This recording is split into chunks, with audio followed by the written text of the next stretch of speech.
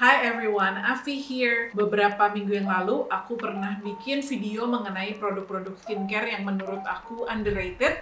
Kali ini aku pengen ngebahas tentang ingredients di skincare yang menurutku underrated. Kalau kalian penasaran, apa aja sih emang ingredientsnya? Tonton terus ya video ini.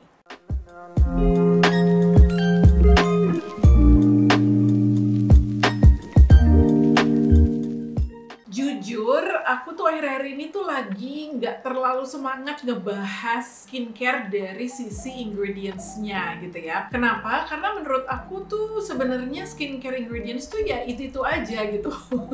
Jadi kayak ya yang banyak dipakai, yang banyak diomongin itu kan sebenarnya ya bisa dibilang itu-itu aja ya. Retinol, vitamin C, niacinamide, AHA, BHA.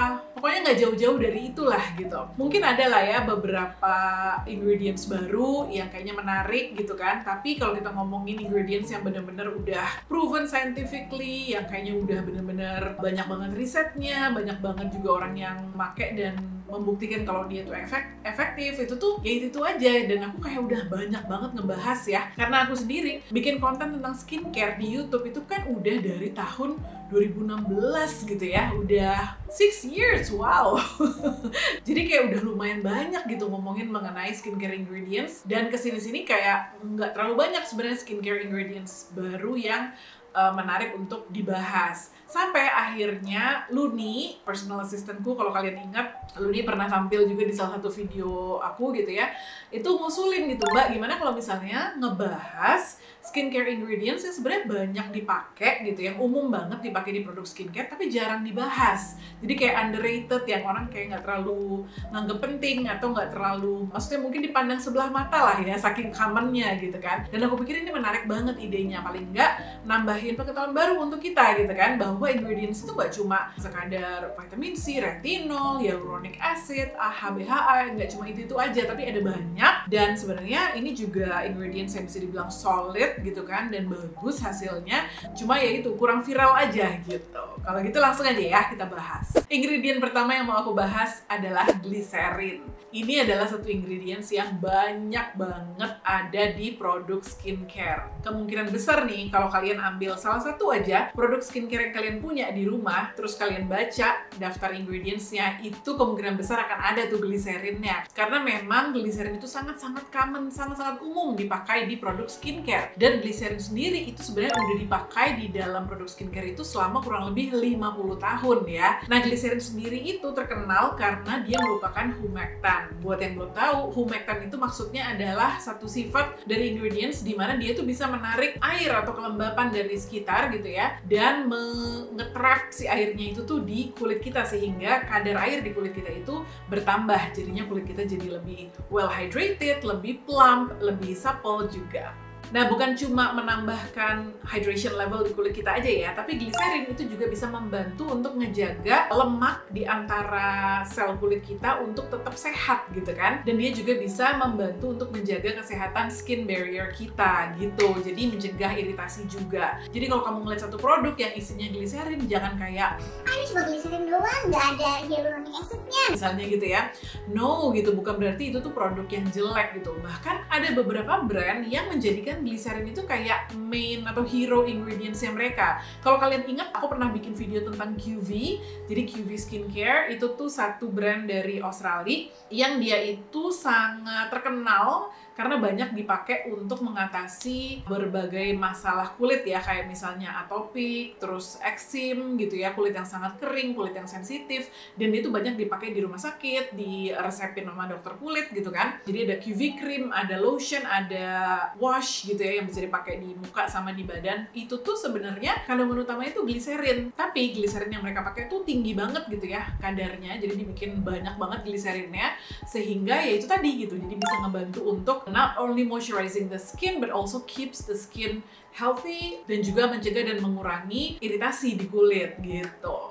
Ada di produk apa aja sih gliserin ini? Seperti aku bilang tadi ya, banyak banget, hampir semua skincare products tuh kayaknya ada gliserinnya gitu kan. Walaupun ada hyaluronic acidnya pun biasanya gliserin tetap ditambahkan. Kayak tadi aku bilang, produk-produknya QV, terus kalau kalian tahu La Roche-Posay Cica Plus ya, itu kan juga ngetop banget, itu juga ada gliserinnya. Terus Avène Skin Recovery Cream, favorit aku, itu juga dia ada gliserinnya. Kiehl's Ultra Facial Cream, that is also one of my favorite moisturizers of all time. Itu juga tinggi gliserinnya, dan masih banyak lagi. Next, kita ngomongin beta-glukan. Mungkin kalian kayak samar-samar kayak pernah denger kak gitu ya. Mungkin kalian pernah denger, mungkin pernah baca juga di ingredient list, tapi nggak terlalu ngeh gitu. Sebenarnya beta-glukan tuh apa gitu. Padahal beta-glukan tuh juga salah satu ingredients yang common digunakan di produk skincare umum. Banyak banget produk yang bagus-bagus yang pakai si beta-glukan ini. Jadi beta-glukan itu tuh sejenis fiber atau serat gitu ya, yang biasanya tuh ditemukan di dinding sel berbagai macam living organism gitu. Jadi kayak misalnya di ragi, terus juga di beberapa jenis mushroom, terus dia bisa ditemukan di beberapa jenis rumput laut gitu ya. Nah, beta-glukan ini menurut penelitian itu tuh sebenarnya 20% lebih hydrating daripada hyaluronic acid. Oh ya, jadi beta-glukan ini tuh dia juga punya sifat humektan juga ya. Jadi dia juga bisa menarik air, jadi bisa memberikan hidrasi ke kulit kita. Terus dia juga bisa meningkatkan atau menstimulasi produksi kolagen sebanyak 32% gitu. Jadi fungsinya itu bukan cuma untuk menghidrasi kulit aja, tapi juga bisa menambahkan kolagen ke kulit, mengencangkan kulit, mengatasi tanda-tanda penuaan juga gitu. Terus beta-glukan ini juga efektif untuk membantu mengurangi iritasi gitu ya. Jadi banyak juga dipakai di produk-produk untuk ngatasin dermatitis, eksim, luka bakar gitu-gitu ya. Jadi intinya dia itu bisa ngebantu untuk meningkatkan hidrasi di kulit kita, untuk mengatasi masalah penuaan dan juga kulit yang sensitif. Contoh produk yang ada beta-glukannya banyak. Salah satunya adalah Paula's Choice Redness Relief Moisturizer. Kalau nggak salah namanya itu ya, aku pernah pakai dan itu bagus banget. Terus juga ada CMP Propolis Ampul. Aku pernah bikin review mengenai propolis gitu ya. Itu aku pernah review juga, salah satunya CMP, itu juga bagus banget. Terus kalau kalian tahu brand Korea by Wish Trend, itu mereka punya 5% Mandelic Acid Water atau toner. Salah satu ingredients yang ada di situ tuh adalah beta-glukan tadi. Ingredients yang underrated berikutnya yang mau aku bahas adalah urea. Kalian pernah denger nggak? Kalau urea ini tuh sebenarnya apa ya? Ingredients yang sebenarnya tuh dia fungsinya banyak, terutama untuk kulit-kulit yang bermasalah gitu kan. Cuma ya itu tadi gitu, kayak orang tuh nggak terlalu menganggap urea ini kayak superstar ingredient. Jadi kayak agak dipandang sebelah mata. Mungkin karena itu nggak viral, kurang seksi gitu ya. Padahal urea ini bagus banget. Jadi urea itu merupakan natural moisturizing factor. Kalau kalian pernah denger nih ya, natural moisturizing factor atau NMF, itu tuh sebenarnya adalah kayak semacam komponen yang ada di lapisan terluar kulit kita, yang dia itu penting banget fungsinya. Karena NMF itu membantu kulit kita tuh untuk mengunci air gitu ya. Jadi membuat kulit kita tuh tetap ketahan airnya atau kelembapannya. Terus juga dia membantu kulit kita untuk tetap soft, tetap plump, tetap elastis juga, dan tentunya tetap sehat gitu ya. Nah, salah satu komponen yang ada di NMF ini kan macam-macam gitu. Salah satunya si urea itu. Urea sendiri tuh banyak banget dimasukin ke dalam formulasi skincare yang digunakan untuk nge-treat kulit yang sensitif, kulit yang ada atopik atau eksim. Kalau kalian pernah dengar brand Eucerin, pasti kalian juga most likely pernah dengar urea ya, karena Eucerin itu tuh cukup banyak menggunakan urea di dalam produk-produknya mereka gitu. Terus sebenarnya CeraVe gitu ya, kan banyak juga tuh fansnya akhir-akhir ini ya gara-gara TikTok gitu kan. Salah satu produk mereka yaitu SA Smoothing Cream itu juga ada ureanya, dan masih banyak lagi sih sebenarnya ya. Kayak produknya First Aid Beauty, Prium Kangyul. Nanti aku akan tulis ya di sini ya contoh-contoh produk yang ada ureanya. But it's actually very common. Mungkin selama ini kalau kalian ngeliat ingredient list agak-agak ketutupan aja sama ingredient yang lebih penting gitu ya, quote-unquote, atau lebih ngetop gitu kan. Tapi sebenarnya urea ini banyak kok dipakai di dalam produk skincare. Dan kalau kalian punya kulit yang sangat sensitif, sangat kering, mungkin kalian lagi cari-cari ingredients apa nih kira-kira yang bisa gue coba? Cobain deh produk-produk yang mengandung urea. Ingredient underrated berikutnya yang mau aku bahas adalah phytosphingosine. ingredient ini bahkan aku sendiri baru tahu kayak sekitar setahunan belakangan inilah gitu ya. Dan setelah aku kenal sama ingredients ini, aku baru baca-baca, terus baru lihat-lihat ternyata oh udah banyak ya dipakai di banyak produk yang aku suka juga gitu. Cuma aku sama sekali nggak ngeh gitu sebelumnya kalau ini tuh adalah satu ingredients yang bagus banget sebenarnya. Jadi phytosphingosine ini, namanya susah ya, dia tuh merupakan jenis lemak yang secara alami tuh ada di kulit kita gitu ya. Jadi kulit kita ini kan banyak lemak-lemaknya gitu ya. Nah, salah satunya itu adalah si phytosphingosine ini gitu. Dan phytosphingosine ini dia ternyata punya sifat anti-inflammatory gitu ya, atau anti peradangan, terus juga dia antimikrobial juga.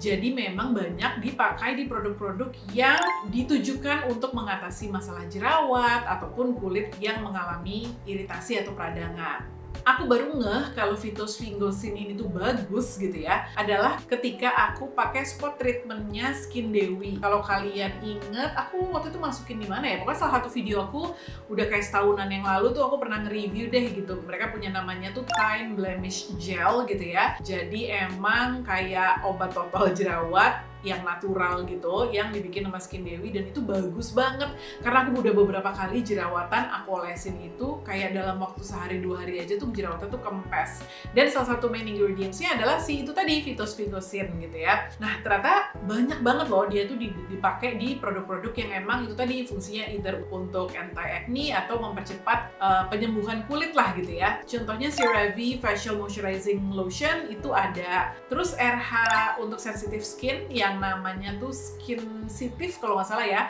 Facial moisturizer-nya juga pakai si phytosphingosine ini. Terus CeraVe yang healing ointment itu juga ngetop banget gitu ya. Banyak banget orang yang pakai itu untuk mempercepat wound healingnya mereka. Itu juga ada si kandungan ini. Bahkan Elizabeth Arden Vitamin C Ceramide Capsule favoritku yang aku pernah review juga di YouTube, itu juga ada kandungan ini. Jadi ternyata tuh seumum itu gitu ya, sebanyak itu dipakai di produk skincare. Cuma aku yang nggak pernah ngeh, dan mungkin teman-teman juga belum ngeh nih sama ingredients ini, makanya aku kasih tahu di dalam video ini.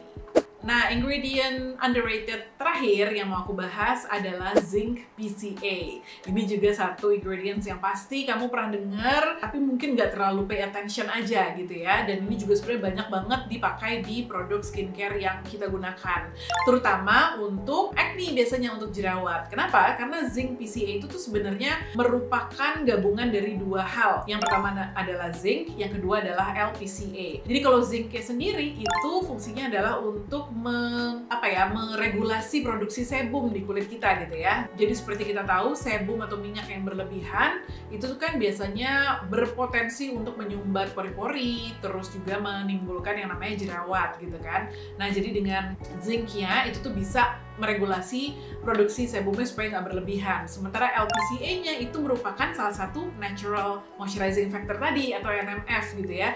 Jadi kalau dia memang fungsinya adalah untuk mengatasi atau memberikan hidrasi ke kulit dan menjaga kelembapan kulit dan juga menjaga skin barrier kita. Makanya zinc PCA ini bagus banget untuk itu gitu ya, mengatasi jerawat, mencegah jerawat juga, mengontrol produksi minyak tapi tanpa membuat kulit kita tuh kering. Nah, zinc PCA ini tuh banyak diformulasikan bareng sama niacinamide, karena kan niacinamide juga itu ya fungsinya juga untuk mengurangi iritasi, mengontrol produksi sebum, membantu untuk mengurangi inflamasi juga gitu kan. Jadi contohnya tuh kayak The Ordinary Niacinamide 10% plus zinc, itu sebenarnya yang digunakan adalah zinc PCA. Terus juga kalau kalian tahu produk lokal True to Skin, kan dia ada produk niacinamide juga ya, serumnya, itu juga menggunakan zinc PCA. Dan masih banyak lagi sebenarnya. Coba kalian lihat gitu ya, serum niacinamide kalian bisa jadi itu digabungkan dengan zinc PCA.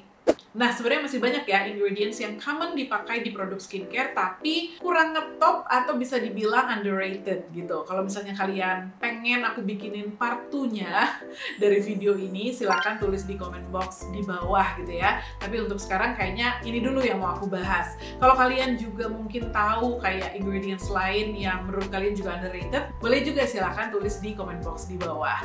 Thank you so much for watching everyone. Kita ketemu lagi di video berikutnya ya. Kalau kalian suka sama video ini silahkan di like, silahkan di share juga ke teman-teman kalian. Dan kalau kalian merasa terbantu sama video-video aku, boleh juga subscribe ke channel ini. Okay everyone, I'll see you in the next video. Bye!